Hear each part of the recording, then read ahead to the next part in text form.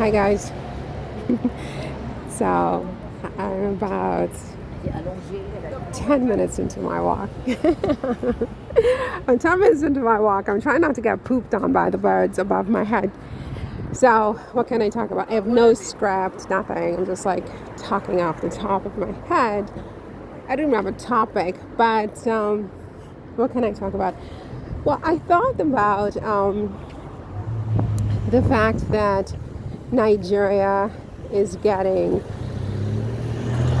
plummeted and, just pelted and just punched and, the works by the UK press, right? And all because of Harry and Meghan's visit. I mean, prior to Harry and Meghan's visit, you might hear about Nigeria, in the news if something particularly heinous happened with some conflict or missing girls or whatever. But as a general rule, you're not really hearing anything about Nigeria from the UK press. At least I don't think so. But Harry and Meghan visited Nigeria, and so Nigeria has now become the preoccupation and the new obsession of the UK press and the UK media. And they are absolutely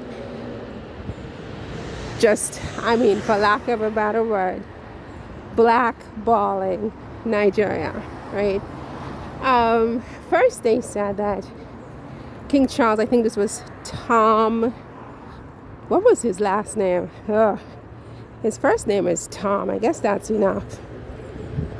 Tom Bowers, the one with the wet corner mouth, the corners of his mouth always so wet, like a boa constrictor.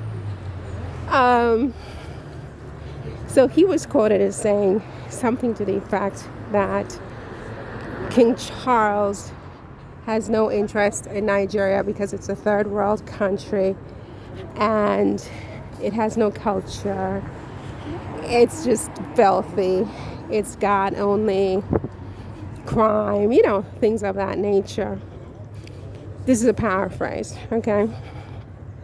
So he said Charles would much prefer to go to cultured countries like India, where polo was born, and so on and so forth. So there's that. Then they talk about Meghan, how Meghan is 43% Nigerian.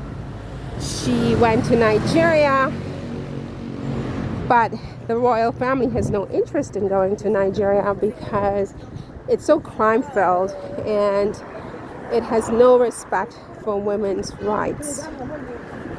And then you have others comparing Nigeria to a European country, Germany, and the Holocaust. I'm not understanding that comparison necessarily. Like, we know that Germany is in Europe, and there was this guy named Hitler, and he just killed all these Jewish people in cold blood, and he was a white supremacist, among other things, right? And people sat back for years and allowed him to do this in Europe until they said, okay, stop. And then they started to fight to get him to stop. And eventually he was removed. And they made a lot of movies, made a lot of money, and everything now seems to be hunky-dory in Germany. Okay, how did they go from that to Nigeria being comparable? A country in Africa where millions of its people were enslaved by the British state and other European powers for centuries. How is Nigeria more alike or akin to Germany than another country in Europe, or than Germany itself? No one today is reminding Germany of its past. that would be taboo, wouldn't it? Maybe even rude. But how in the name, how on earth did we get here where Nigeria, of all places, is the country that is most akin to Nazi Germany? Especially when you consider the fact that, as we speak,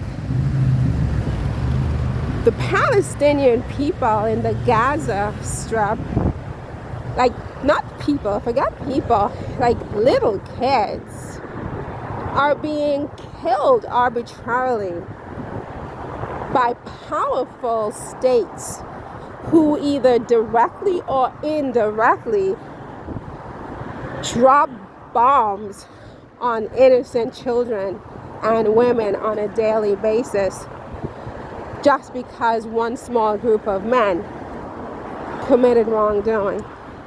Nobody's calling those states, and they know who they are, Nazis, or comparing them to Germany, but they're comparing Nigeria to Germany. I mean, I can't analyze that. I can't analyze that. Even for the European or the UK press, I absolutely can't analyze that, right?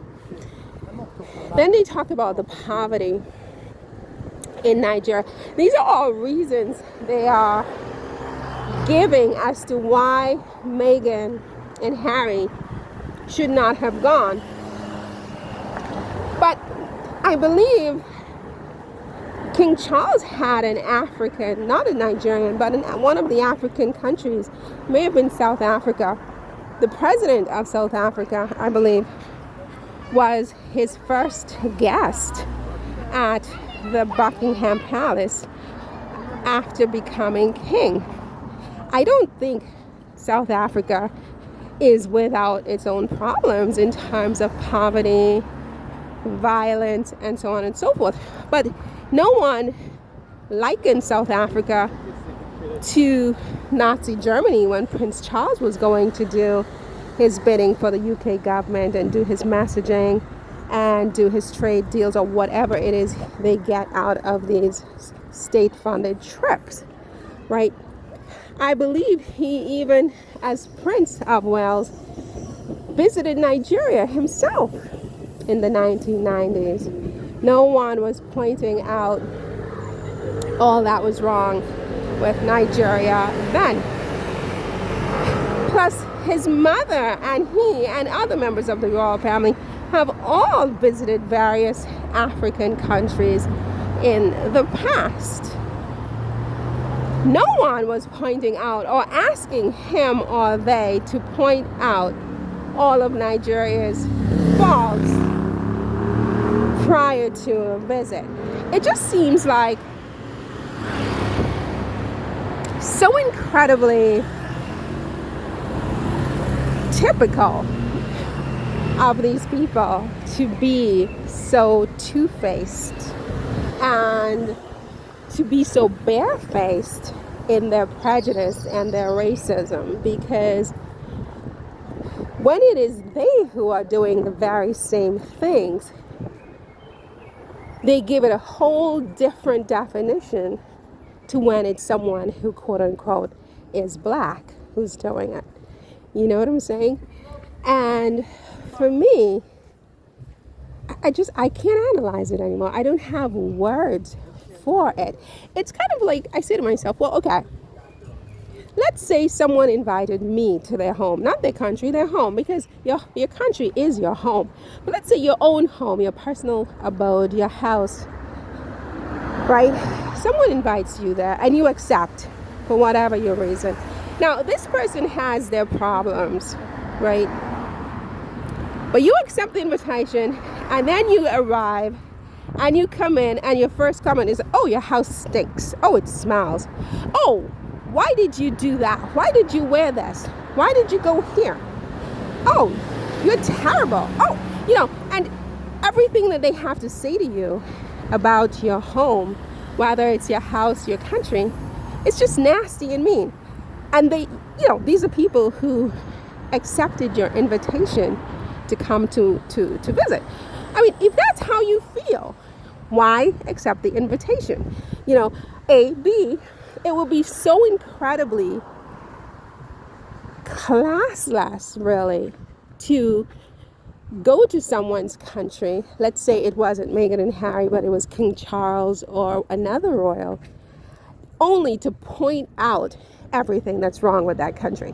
So, for example, in the summer, the king is hosting the Japanese emperor. So imagine the Japanese emperor comes and the press in Japan begins to lambaste England.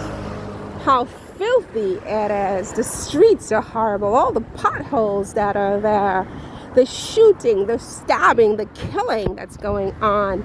Why is our emperor going into this country? So many British people are living below the poverty line, etc., etc., etc. And they write articles upon articles about how terrible England has become, how unsafe it is for the emperor, how beneath the emperor's dignity it is to visit England. What would the English people say about that? What's curious is that what they would say is, yes, but that's different. That's different. We're talking about England here versus Nigeria. We know that England is a country. Nigeria is whatever we say it is, right? And we're not even sure that these things that live here are even people, right? You have people in England, important people, etc., etc. This is the difference. And if they don't explain it as explicitly as that, essentially that's what their explanation is that it would be a completely different thing for the Japanese emperor to visit Nigeria and lambaste the country from top to bottom right in front of King Charles's face.